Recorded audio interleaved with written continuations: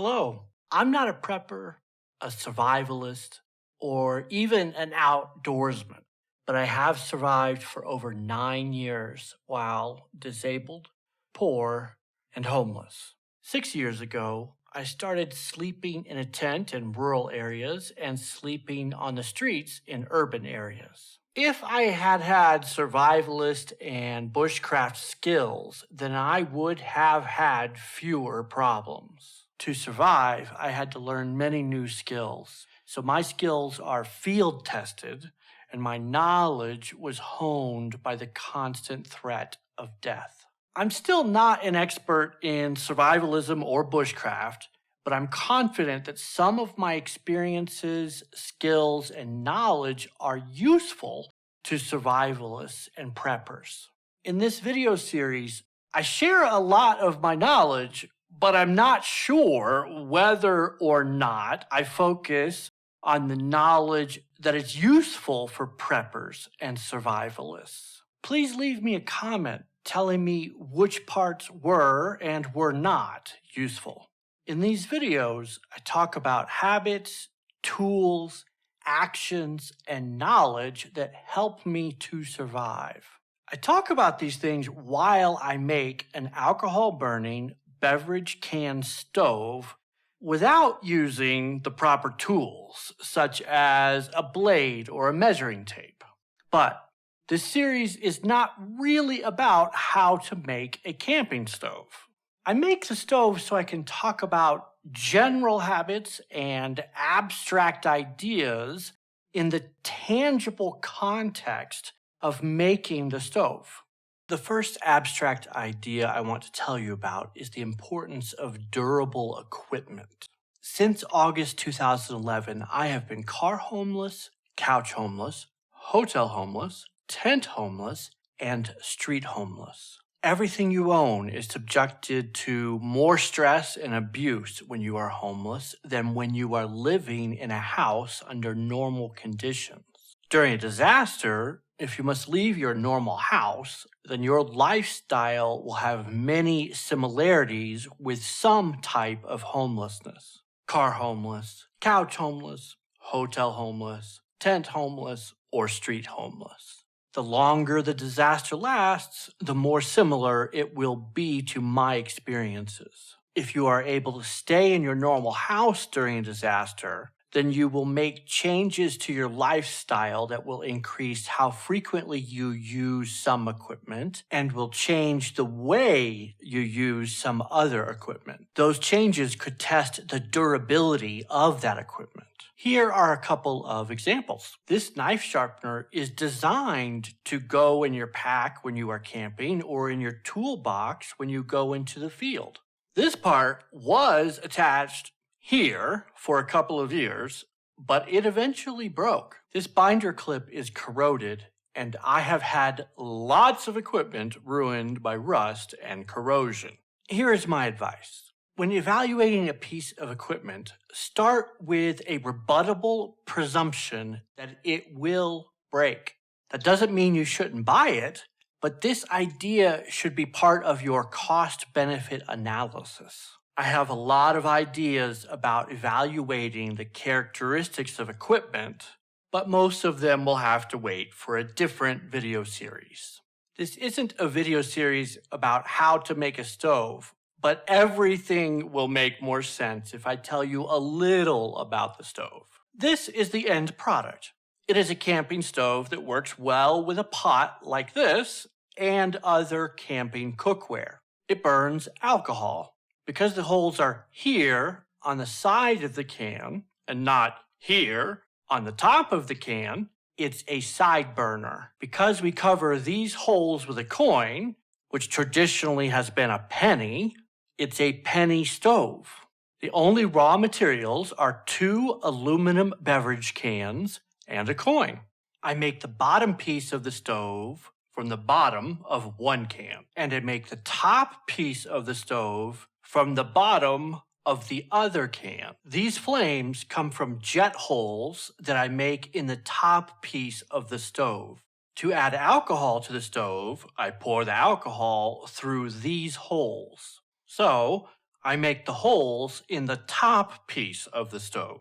After I've made both pieces, I will insert one piece into the other piece. Everything you see here is a potential tool for making this stove. Some of these things are clearly tools, but some of these things don't look like tools, or at least they don't look like a tool that could be used for making a stove. Time out. This is how I record voiceovers. This is my computing device for editing audio and video. The audio stays annoying for a few minutes. Okay, back to the video. Let me tell you why everything here is probably a useful tool for this project. Then I will show you that some of these crazy things are actually tools. I will make the stove with only irregular tools, and I will not use any of these things that would clearly be good tools. This lighter is the only exception. I will need to make a flame, and I'm going to use the easy way this time. This is my Gerber Bear Grylls multi-tool, and I love it. But that would be too easy. I'm not going to use it. I might use this. This is actually, what is this? Oh, this is for pimples. Pierce the pimple, and with this, you pop the pimple. Why couldn't I remember that this tool is an acne extractor? I didn't immediately remember because of a good habit I have developed. When I look at an item, instead of asking, what is this designed to do? I ask myself, what can it do?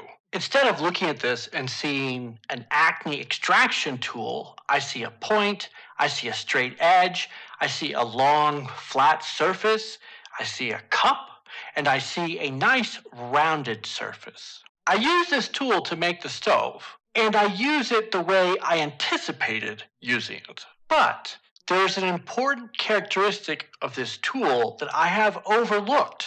This acne extractor has its own subplot in this video series. I promise you it is very difficult to unlearn what you know about the world. Our brains have evolved to classify every object we see. After we classify it, it is very difficult to see potential uses that are not part of the classification. Look at this pill bottle, for example. It is a container, and it is easy for us to imagine using it to hold things other than these pills. This bottle, however, is still sealed. I plan to use this, but not as a container. How can this sealed bottle help create this fire? Because I have the habit of asking myself, what can this do? I also ask, what can it not do? You will break a lot of things if you are not also thinking about that. This is both a skill and a habit. It's a skill in the sense that you can learn how to do it more effectively, more easily, and more quickly. But it must be a habit or it won't be very useful. Every day, I challenge my assumptions about the things I am looking at. I have the habit of questioning my knowledge of everything I see.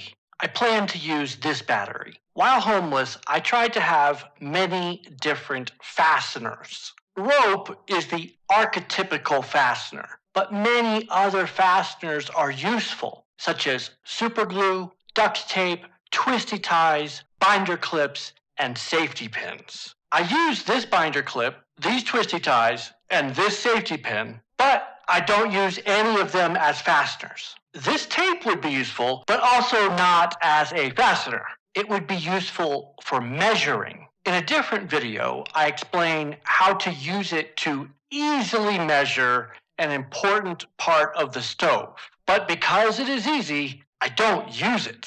Magnifying glasses have been useful for me, especially when I am tent homeless and street homeless. I want to talk about this a lot more, but not in this series. When making a stove, this is always helpful for inspecting the tiny features. Because I severely limit which tools I use to make this stove, this magnifying glass would be much more useful than it normally is. Do you think I use it?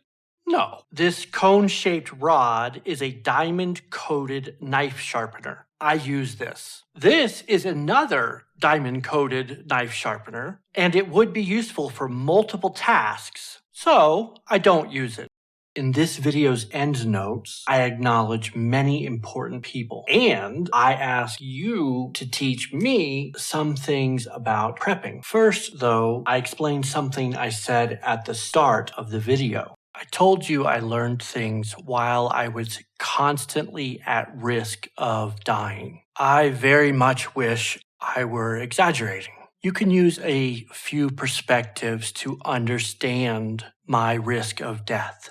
First, chronically homeless people, such as me, have a life expectancy that is 30 years lower only because of their homelessness. Homelessness itself is inherently deadly. The average life expectancy of a male 45-year-old U.S. citizen is 78 years. But while homeless, the average life expectancy drops to only 48 years. Second, the health conditions that cause my disability include an increased risk of death. My chronically elevated heart rate is one of those risks. Third, you can ignore the statistics and just look at things that have happened to me. While I was helping a paralyzed man use an elevator, I avoided being killed by the 100-year-old elevator by only 3 centimeters. I was held and tortured for 5 weeks. I don't know how I lived.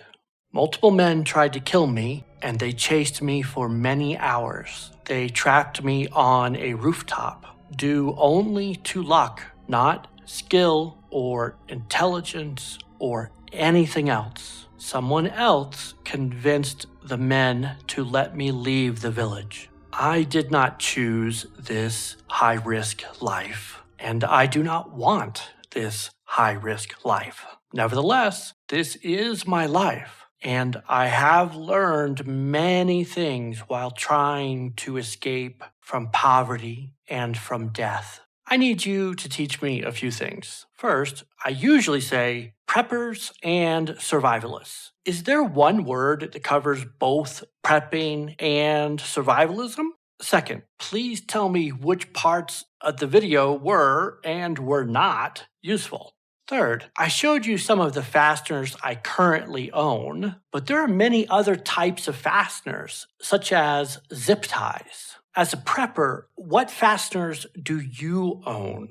I'm not a YouTuber asking you to support my channel. I'm a disabled homeless guy asking you to support my recovery. Without Anna-El, not one of the videos in this series would have been produced. Furthermore, her perspective of the content dramatically improved the quality of the series. Veronica has been creating subtitles in both German and French. This is the first time a video has been simultaneously published with a non-English translation. Feed the YouTube algorithm. Click like, subscribe, and share. Encourage pro-social behavior and join us on Patreon. I am disabled and homeless. I can be self-sufficient again if I have your support. Go to hunterthinks.com/support.